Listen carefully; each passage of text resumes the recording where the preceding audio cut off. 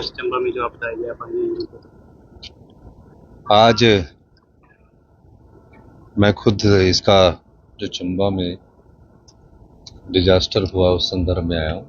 इससे पहले हमारे राजस्व मंत्री जो कि पैदल ही इस रास्ते को खोलने के लिए चंबा से भरमौर के लिए निकले हैं और पीडब्ल्यूडी मंत्री यहाँ हैं और पीडब्ल्यूडी मंत्री सारे कामों का जायजा ले रहे हैं। यहाँ वो एक दिन रहेंगे और जो भी रोड डैमेज हुए उसका पूरा आकलन करेंगे। आपदा इस समय पूरे प्रदेश में आई हुई है और मैं अभी मंड क्षेत्र का भी हाल देख रहा था, वहाँ भी हमारे इंदौर और फतेहपुर के लोगों को बहुत फसलों का नुकसान हुआ है। इवैक्यूएशन हमने वहाँ करवा दी थी और जो मणिमहेश यात्री है उन यात्रियों को हमने सही सलामत पहले उन्हें भरमौर लाया गया मणिमहेश से।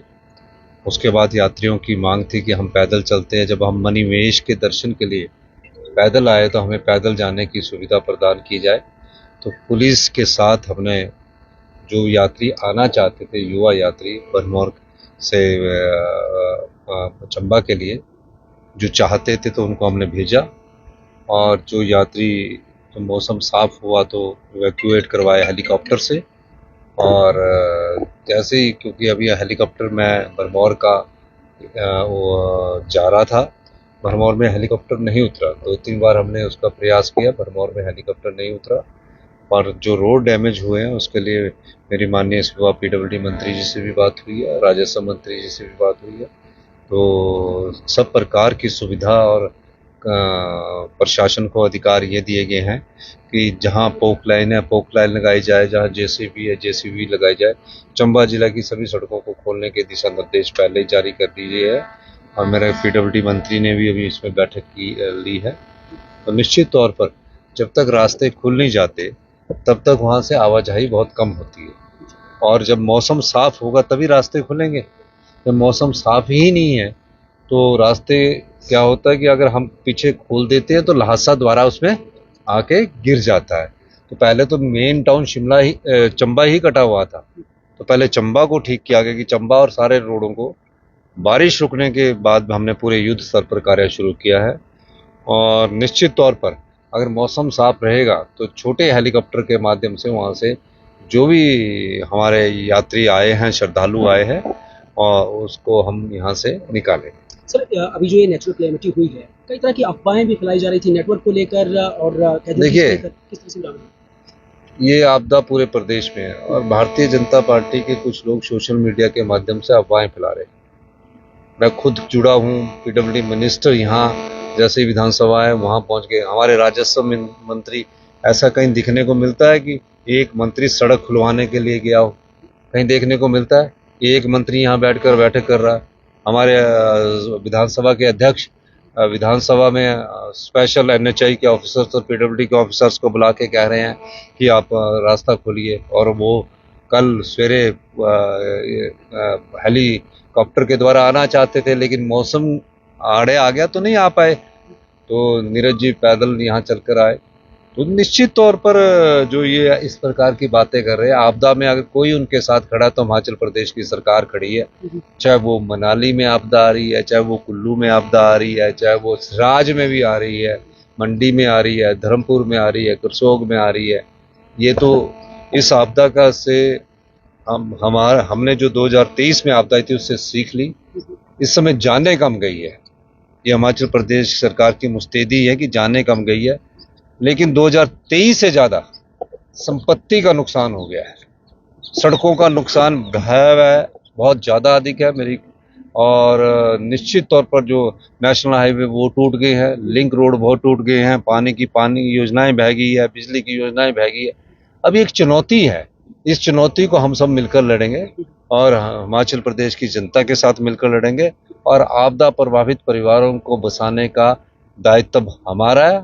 जहां मकान उनके टूटे हैं उसे हम हमारे आपदा प्रभावित परिवारों को बसाने के लिए हम आर्थिक सहायता भी देंगे और निश्चित तौर पर जो भी जैसे ही साफ होता है मौसम सभी सड़कों को खुलवा दिया जाएगा। जैसे लोगों की धार्मिक भावनाएं जुड़ी हुई हैं, जैसे छड़ी जाती थी, उनके लिए आपका क्या संदेश रहेगा? मैं मणिमहेश में हमारी सबकी धार्मिक आस्था है और ये प्रदेश ही देवी देवताओं का प्रदेश है जहाँ सबकी देवी देवताओं की आस्था है। मेरा ये मानना है कि आने वाले समय में और मौसम खराब होने की संभावना जो मेट्रोलॉजिकल डिपार्टमेंट है उसने दी है।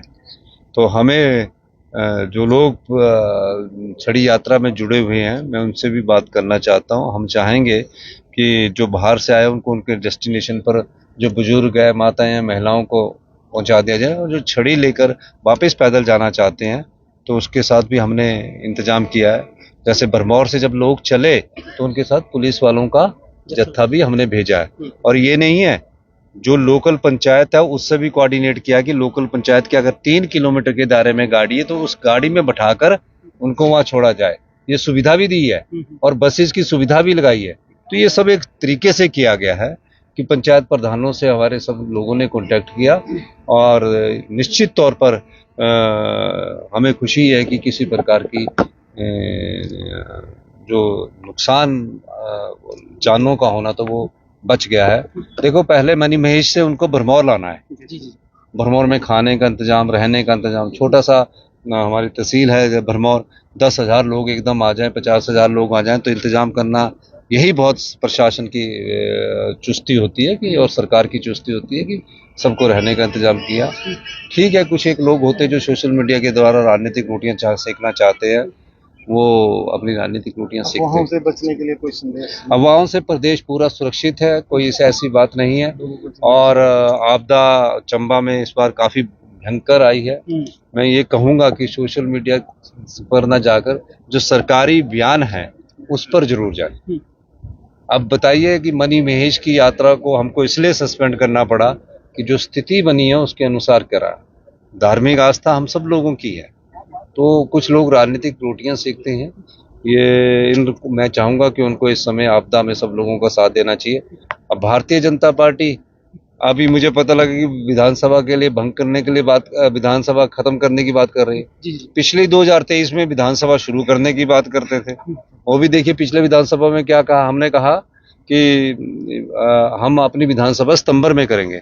वैसे मेरा मानना है कि आपदा के समय हमें, क्योंकि जुलाई अगस्त में विधानसभा का आने वाले समय में अध्यक्ष महोदय से बात करूंगा कि कैसे हम विधानसभा का सेशन रेनी सीजन के बाद करें, क्या गाइडलाइंस है, क्या रूल्स है, वो तो अध्यक्ष ही बता सकते हैं, लेकिन हमारा मानना है उस समय करें ताकि हमारा पूरा ध्यान, और जो पुलिस कर्मचारी अधिकारी इतने हमारे प्रश्नों के उत्तर के लगे रहते हैं वो सिर्फ आपदा प्रभावित दृष्टिकोण से भी देखें। धन्यवाद। बीते कई सालों से देखा जा रहा है कि हिमाचल को लग रहा है कि नजर सी जंग लग गई है, तो और जिस तरह से ये जान और माल का नुकसान हो रहा है, तो मास्टर प्लान ऐसा तैयार किया जाएगा कि हमें जान और माल के नुकसान से बचा जाए। 2023 की आपदा से हिमाचल प्रदेश सरकार ने बहुत अधिक सबक सीखे और निश्चित तौर पर कई हमने कानून बनाए, नियम बनाए। कुछ लोगों को उससे तकलीफ भी हुई है, लेकिन उनके भलाई के कानून। और जो ग्लोबल वार्मिंग है और क्लाइमेट चेंज है, इसका असर आज हिमाचल में दिखने को मिल रहा है, भविष्य में और पहाड़ी क्षेत्रों में दिखने को आपको मिलेगा।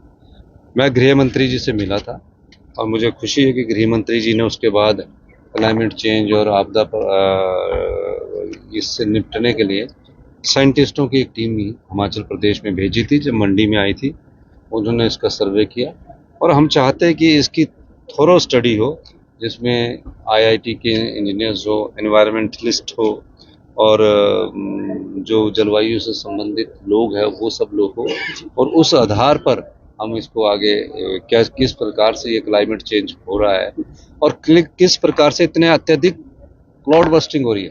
क्लाउड बस्टिंग कोई ऊपर पहाड़ पर टिल्ले पर नहीं हो रही है, वो कहीं भी जहाँ वायु का दबाव और कम होता है वहाँ क्लाउड बस्टिंग हो रही है। तो ये सब चीज़ें समझने की जरूरत है और ये निश्चित है कि ग्लोबल वार्मिंग का प्रभाव और क्लाउड बस्टिंग बहुत ज़्यादा हिमाचल प्रदेश में इससे पहले कभी नहीं। Thank you.